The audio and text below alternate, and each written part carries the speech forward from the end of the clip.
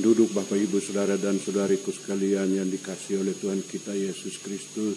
Seperti telah saya katakan tadi dalam kata pembukaan, bahwa seluruh rangkaian ibadat kita di Gereja Katolik pada hari ini sesuai dengan bacaan-bacaan ingin menekankan kepada kita tentang dua hal yang berlawanan satu dengan yang lainnya, yang harus dan tidak boleh dimiliki oleh seorang pemimpin, oleh seorang pembimbing, oleh seorang yang berpengaruh di dalam kehidupan gereja, baik pengaruh secara jasmani, secara politik, secara keorganisasian, maupun lebih-lebih pengaruh kerohanian. Biasanya penyesatan atau batu sandungan sering dialami oleh orang-orang yang lemah, oleh orang-orang yang tidak berdaya, oleh orang-orang yang tidak bisa melawan, yang tidak bisa berbuat apa-apa untuk membela dirinya.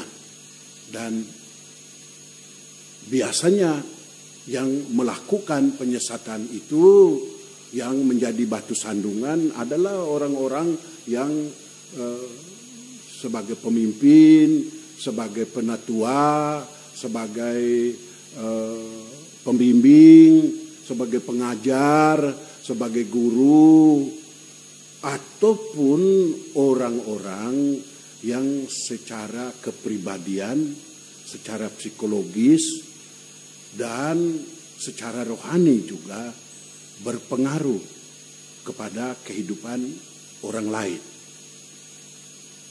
Ini hal yang ditekankan oleh Yesus agar jangan sampai para pemimpin, para orang berpengaruh, para pembimbing, para guru tidak melakukannya.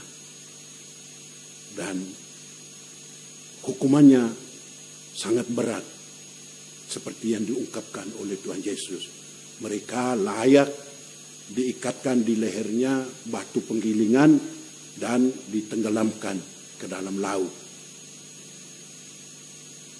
Hal ini, penyesatan ini yang seringkali terjadi, ya kalau kita bicara lebih fokus kepada hal rohani, maka banyak orang yang sudah kudus atau masih berjuang untuk hidup yang lebih suci, atau yang barangkali ya setengah-setengah suci, yaitu biasanya yang paling berpotensi untuk memberi teladan yang tidak baik, untuk menjadi penyesatan, untuk menjadi batu sandungan bagi orang lain. Utamanya orang-orang yang mengajar, orang-orang guru agama, dan lebih dari itu ya para rohaniwan, rohaniwati, lebih lagi pastor, kemungkinan paling besar untuk menjadi batu sandungan bagi orang. Ya. Maka karena itu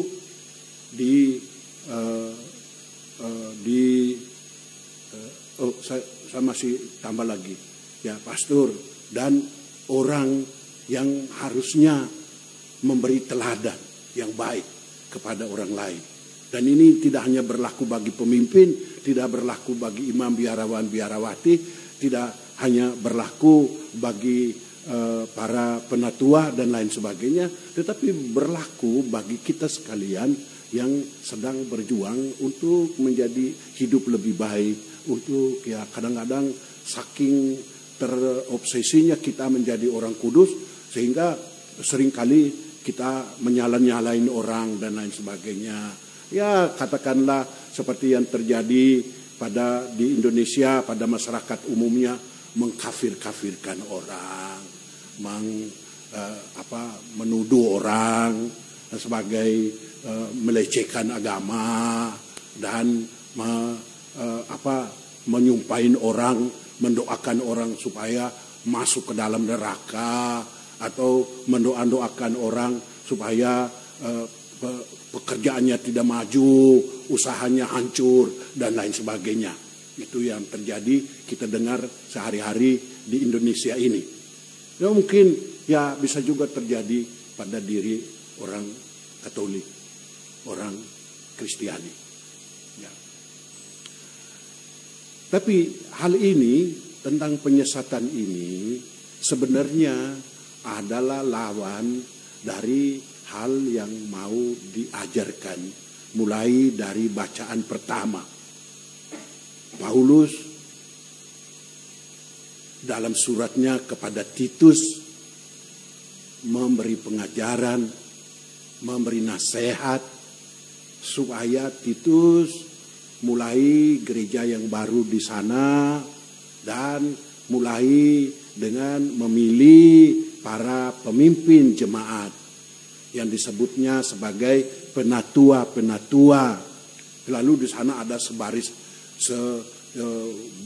banyak sekali syarat-syarat. Ya, salah satunya tidak boleh beristri dua, gitu ya, istri satu saja.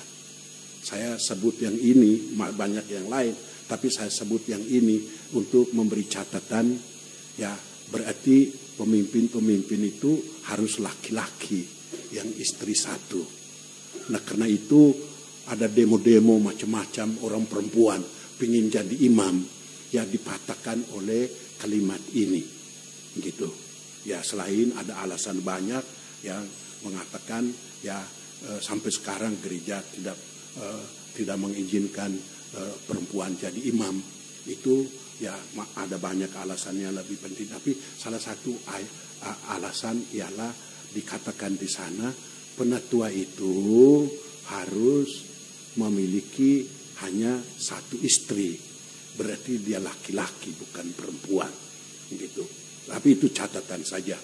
Jadi sebenarnya berbicara tentang pemimpin, tentang penatua, tentang orang-orang yang mengorganisir jemaat gereja pada umumnya. Dan mereka itulah ya selain disyarati dengan berbagai syarat itu, tentu saja mereka harus dengan syarat-syarat itu harus memberi teladan kepada orang lain. Tetapi seringkali terjadi bahwa pemimpin ya walaupun pada mulanya memenuhi persyaratan, namun seringkali di perjalanan ya merasa diri dibesarkan, merasa diri dituakan, merasa diri diberi angin gitu, ya lalu kebablasan. Bukannya membimbing orang, bukan memberi teladan kepada orang. Dalam Injil, Yesus mengatakan paling utama seorang pemimpin itu memberi pengampunan, membawa keselamatan kepada orang-orang itu. Ya. Tetapi ya dalam perjalanan seringkali kebablasan. Banyak, ya contoh saja banyak imam, ya pada mulanya itu sopan, aduh imam luar biasa, kudus, semangat, ya. Tapi di perjalanan seringkali mereka loyo gitu, ya. Ya kadang-kadang dipengaruhi oleh kekuasaan besar, bisa buat saja ini itu dan lain sebagainya. Tetapi dengan itu menjadi batu sandungan bagi orang lain. Dan kemudian menjadi batu sandungan bagi imamatnya sendiri. Sehingga lama-kelamaan dia tidak bisa lagi mempertahankan imamatnya itu. Inilah yang sesungguhnya terjadi. Ya, tetapi saya tadi mengatakan tidak ditutup kemungkinan menjadi batu sandungan itu terjadi juga oleh semua umat. Semua kita, terutama karena kita diajarkan untuk menjadi raja, menjadi imam, nabi, dan raja. Sama juga seperti imam. Tetapi imam itu imamat khusus, imamat tabisan, imamat jabatan. Sedangkan kita dengan menerima baptisan, imam tadi dengan menerima sakramen imamat, dia menerima imamat khusus itu, imamat jabatan. Ya. Tetapi semua orang Katolik, semua orang Kristiani juga menerima imamat. Waktu dibaptis mereka ditabiskan menjadi imam, tetapi imamatnya itu imamat umum. Imamat yang harus oleh semua orang Kristiani. Tugasnya juga sama, ialah menjadi imam, nabi, dan raja. Dan di dalam mengemban ketiga tugas inilah seringkali terjadi penyesatan. Seringkali kita, baik imam, biarawan, biarawati, maupun pimpinan-pimpinan umat awam, maupun semua orang Kristiani akan bisa jatuh ke dalam penyesatan itu. Akan jatuh menjadi orang batu sandungan bagi orang-orang lain. Dan karena itu maka Yesus menginginkan supaya orang hidup lebih dalam cinta kasih, hidup dalam keutamaan-keutamaan, dan terutama sekali yang Yesus tekankan dalam Injil tadi ialah apabila orang-orang lemah itu bersalah dalam satu hari 7 kali malah, ya, dan sebanyak 7 kali juga dia datang kepadamu untuk menyatakan penyesalan, maka kamu harus mengampuni dia 7 kali sekalipun. Artinya sebanyak berapapun tetap harus diampuni. Dan itulah keutamaan yang paling penting bagi seorang pemimpin, bagi seorang Kristiani. Itulah keutamaan yang harus dihayati dalam iman. Maka karena itu para rasul minta, "Oh Yesus, tambahkanlah iman kepada kami." Tetapi Yesus pada akhirnya berkata, ya sebenarnya kamu sudah memiliki iman, tetapi iman itu kurang dihayati. Karena kalau kamu hanya memiliki iman sebesar biji sesawi saja, sebenarnya kamu sudah bisa membuat mujizat, yaitu bisa memindahkan tumbuhan dari gunung ke laut. Demikian saudara-saudari sekalian, seperti para rasul, kita berdoa semoga Tuhan menambahkan iman kepada kita dan menganugerahkan keutamaan-keutamaan Kristiani sehingga kita terbebas dari kemungkinan untuk penyesatan, kemungkinan untuk menjadi batu sandungan. Amin.